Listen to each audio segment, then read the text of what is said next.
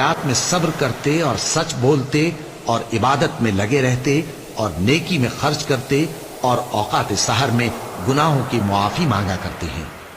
اللہ تو اس بات کی گواہی دیتا ہے کہ اس کے سوا کوئی معبود نہیں،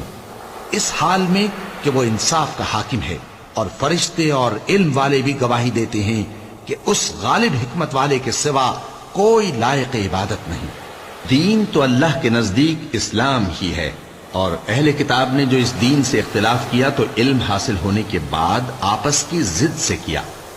اور جو شخص اللہ کی آیتوں کو نہ مانے تو اللہ جلد حساب لینے والا ہے۔ اے پیغمبر،